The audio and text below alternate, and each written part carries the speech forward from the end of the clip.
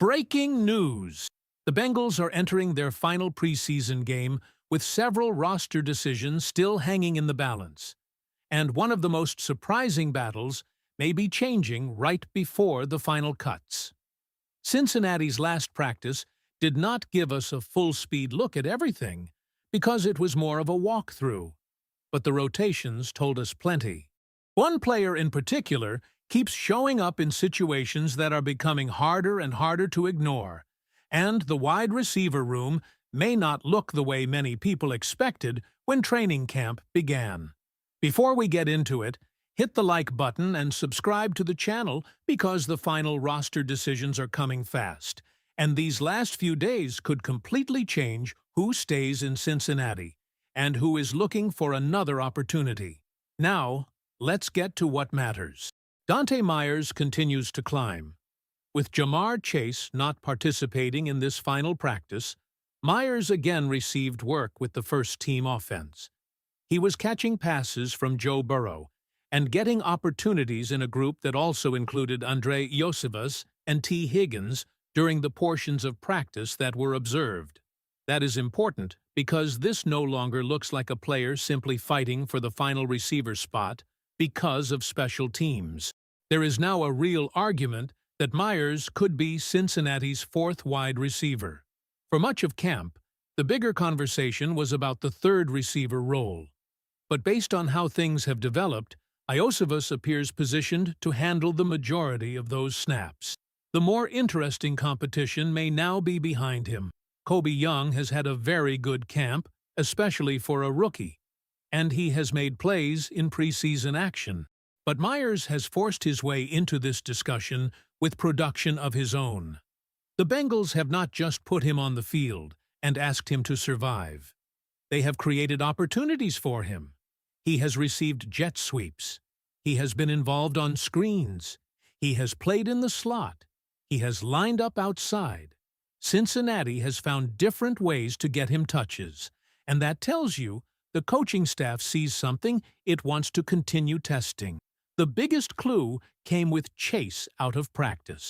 Myers stepped into a significant portion of that work.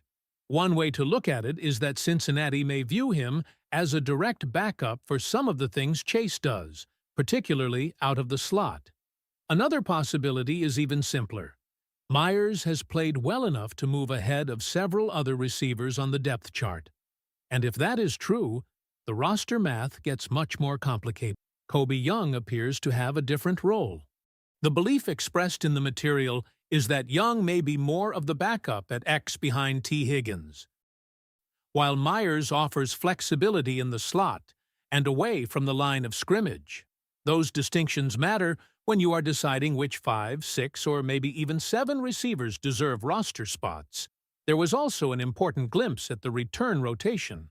Charlie Jones, Keishan Williams, and Dante Myers were all involved, with Jones appearing first in the order that was observed. That creates another very interesting question. What if Myers does not need to make the roster as a returner? What if he is simply good enough at wide receiver? That possibility puts much more pressure on Mitch Tinsley. Earlier in camp, Tinsley looked more secure. He had rotated with the first-team offense and appeared to be firmly involved in the competition. But Myers has continued stacking good days in both camp and preseason games. There have also been clear signs of trust between Myers and Joe Burrow. The material referenced multiple back-shoulder throws from Burrow to Myers during camp, along with a no-look pass on a crossing route near the back of the end zone in practice. Yes, this final practice was a walkthrough. There was no live pass rush, and the physical intensity was limited. But timing between the quarterback and receivers still matters, and Myers continuing to get these opportunities with Burrow is difficult to dismiss. So, where does that leave Tinsley? His strongest argument may be versatility. Tinsley has been used at all 3 receiver positions. He has also handled blocking responsibilities in heavier personnel groups and obvious running situations. That gives him something different from Myers. Myers is a smaller receiver and is not expected to regularly line up at X on the line of scrimmage against press coverage. His game appears more suited to the slot or playing off the line. Tinsley, meanwhile, can move around. That matters because the coaching staff may value a reserve receiver who can step into several different roles and understand the responsibilities at each spot. But versatility does not automatically mean impact. And right now, the discussion coming out of camp is that Kobe Young and Dante Myers may both be ahead of Tinsley. Tinsley has produced impressive highlights, and that big playability is part of why his roster situation remains interesting. But there have also been questions about some of the details of his game. One example mentioned was a deep pass where Joe Burrow manipulated the coverage, but Tinsley stopped his route as the play developed.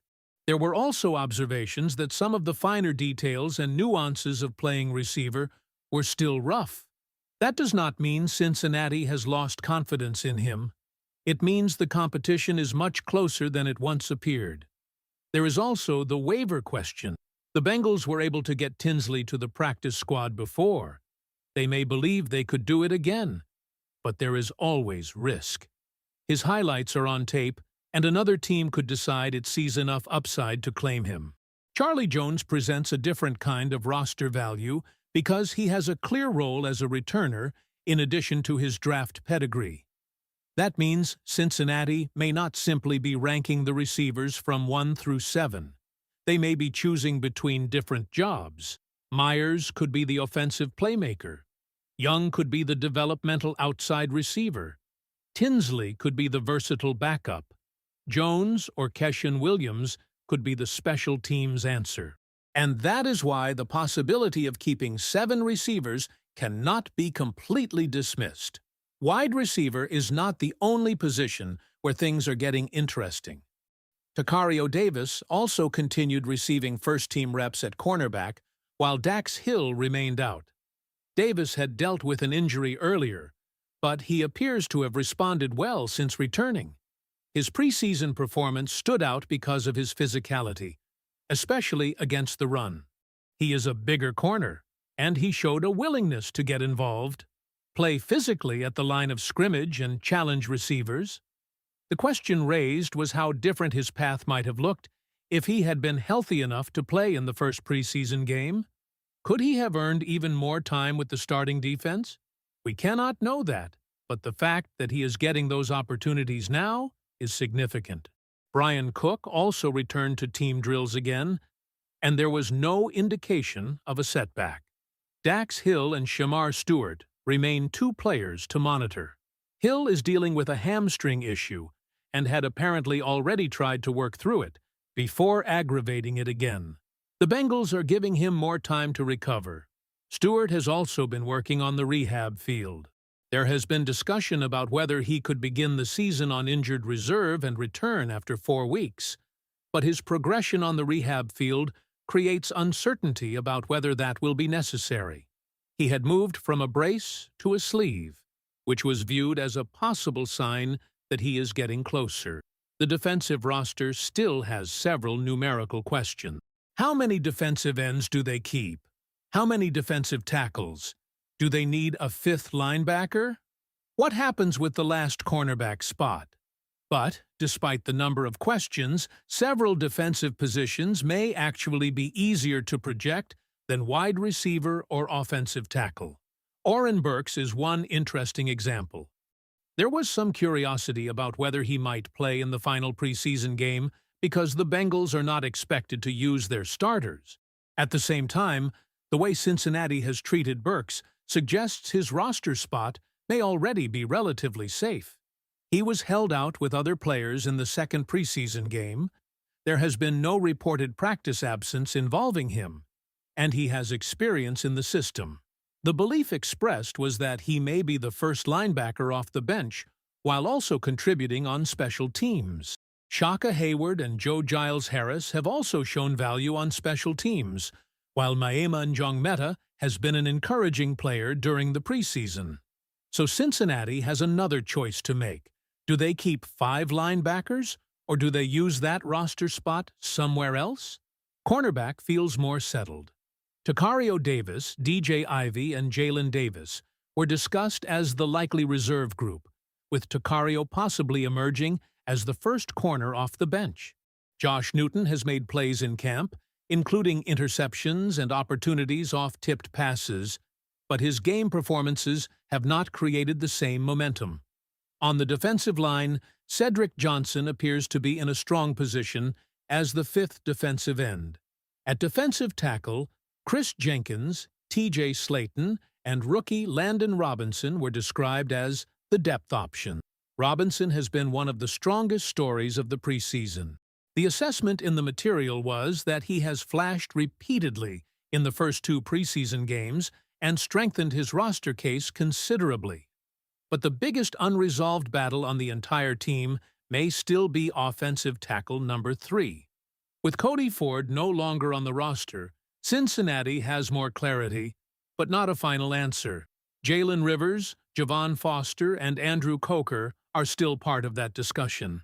The final preseason game could give the Bengals another opportunity to evaluate Rivers at right tackle and Foster at left tackle, while Coker tries to prove he deserves more than a practice squad role.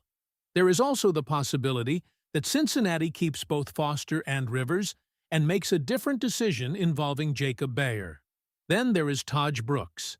Brooks helped himself in the second preseason game, even though the most encouraging parts were not necessarily his rushing attempts. His pass protection stood out. His special teams work stood out. And for a third running back, those things matter. There was some surprise that Cincinnati did not give him more touches. Kendall Milton was involved early, and the rotation was broader than expected. One possibility raised was that the Bengals did not want to expose Brooks to unnecessary injury because the running back depth behind him has not produced a clear alternative.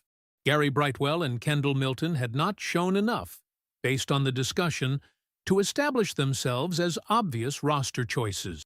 That means Brooks still has a very important opportunity in this final game. And the same is true for Tinsley. If Tinsley produces a major performance, the wide receiver conversation could change all over again. That is what makes this final preseason game worth watching, even with the starters sitting out. The biggest names will not be on the field, but jobs will be. Myers can continue proving that his rise is real. Tinsley can force Cincinnati to reconsider the receiver numbers. Jones and Williams can strengthen their cases through special teams. Rivers, Foster, and Coker can battle for the crucial swing tackle role. Brooks can show that the Bengals do not need to look elsewhere for running back depth. And the final defensive players can make one last argument before the roster is reduced. The biggest development, though, remains Dante Myers. He entered this competition as one of several receivers trying to survive. Now he may be much more than that. He has received designed touches, played multiple roles, earned repeated opportunities with Burrow, and stepped into first-team work when Chase was unavailable. If Myers really has become Cincinnati's fourth receiver, the final cuts just became much more difficult for everybody behind him. So now, I want to hear from Bengals fans. Has Dante Myers already done enough to lock down a roster spot? And would you keep Mitch Tinsley as a seventh receiver because of his versatility? Or would you use that roster spot somewhere else? And which battle are you watching closest in the final preseason game? Wide receiver, offensive tackle, running back, or one of those final defensive spots? Drop your opinion in the comments. If you enjoyed this Bengals update, hit the like button, subscribe to the channel, and turn on notifications so you do not miss the final cuts and the biggest roster decisions still coming in Cincinnati. Who Day?